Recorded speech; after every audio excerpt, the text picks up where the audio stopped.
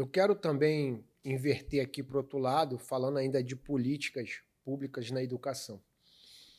Eu acho também que deve ter um rigor muito grande para o professor que usa da escola para benefícios próprios, principalmente para benefícios ideológicos, né? Eu falo tanto de esquerda quanto de direita.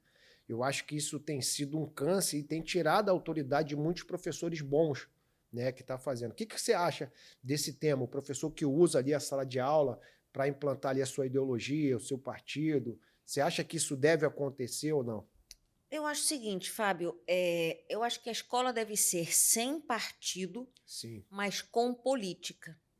O que eu quero dizer com isso? Não existe educação apolítica. sim, Até quando se fala, vou dar uma aula neutra, em que eu não vou me posicionar e nem vou estimular o posicionamento para nenhum dos lados, isso já é um posicionamento já é político. um É posicionamento. algo neutro. Então, eu acredito que, assim, a educação conteudista, teoricamente neutra, de só tratar da equação de matemática, em história você só falar das datas, dos acontecimentos, em geografia você só falar dos rios, do relevo, sem abordar, por exemplo, geograficamente, quais são as desigualdades no Brasil em termos de regiões, uma visão mais social atrelada à geografia. Em história, independente da data, o que isso significou no passado do nosso país e como é Sim, que isso pode ajudar a iluminar o nosso presente, como é que a gente pode construir outra história. Eu acredito que esse é, de certa maneira, um posicionamento político, no sentido de que nós estamos formando cidadãos.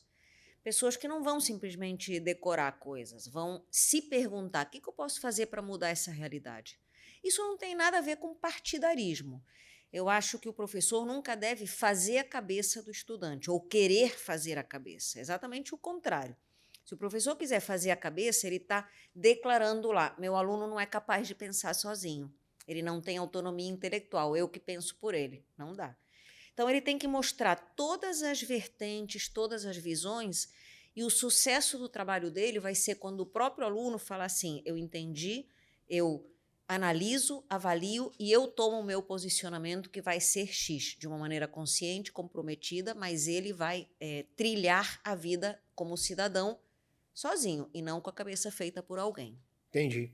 E eu concordo com você que tem que ter a política, né, na escola, mas não a política partidária, mas sim a política onde o cara sabe o que é um projeto de lei, o cara sabe quais os seus direitos, ele sabe o que é um portal de transparência, como verificar o que é um projeto bom, o que é ideia, o que é proposta.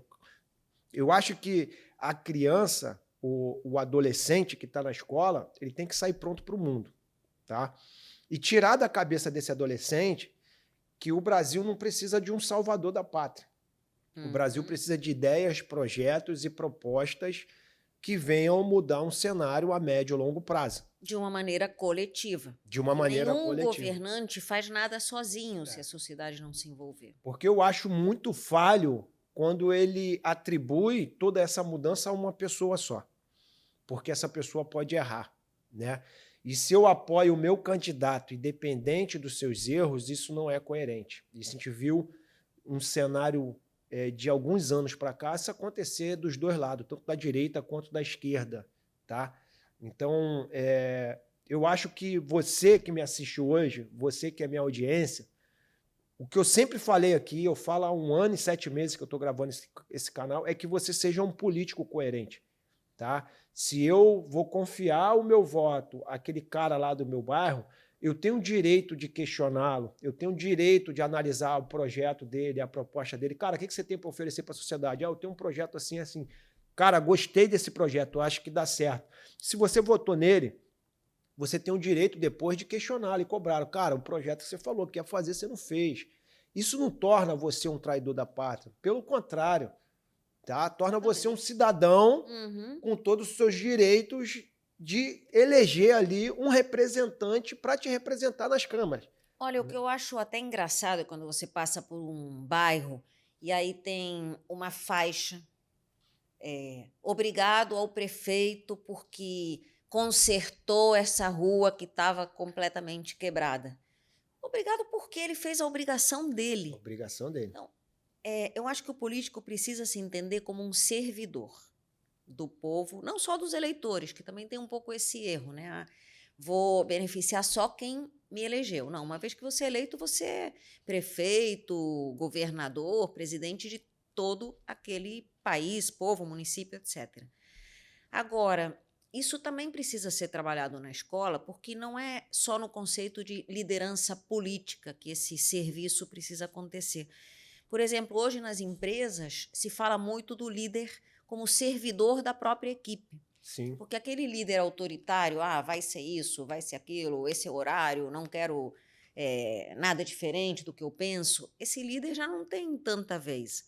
É o líder mais que fica se perguntando o que eu posso fazer como líder para que a minha equipe renda mais, para que ela possa ser mais produtiva, para que ela esteja mais satisfeita do que está hoje na empresa. Então, esse conceito de liderança, sabe onde pode ser trabalhado na educação? Por exemplo, no trabalho em grupo. Sim. Quando você passa um trabalho e... Lembra como era antigamente que as pessoas falavam, a minha parte é essa. Aí você fazia só a sua parte, apresentava só aquilo. Isso não é o trabalho em grupo. Hoje o trabalho em grupo é justamente isso. O líder vai deixar que todos participem, vai tentar pensar como envolver todos, como construir algo que é o resultado do pedacinho de cada um. E aí você vê como tudo começa lá na educação. Eu achei engraçado, agora eu estava até com vontade de rir você falando aí, que você falou, pô, eu acho engraçado quando eu vejo a faixa lá do prefeito, pô, eu quero agradecer, né? Agradecer o prefeito que fez essa rua. Eu acho mais engraçado quando eu vejo o vereador fazendo isso, que é uma função do prefeito e está usando aquilo para ganhar voto. Isso acontece constantemente. Mas foi ele que intercedeu para isso acontecer. É o assistencialismo ali de uma forma que usada somente para ganhar voto, e você ali já mostra mais sobre o candidato do que sobre o próprio projeto. Mas aí, Fábio, voltando à questão da escola com política, você vê hoje, por exemplo, tem muito eleitor que vota só pelo carisma da pessoa. Sim. E não lê o projeto de governo que está lá. O que eu vou defender? Qual é a minha bandeira como vereador, deputado, ou prefeito, governador, etc. Qual é a minha bandeira? A pessoa não vai lá e lê. Então, você está votando em quem? Numa figura, numa imagem?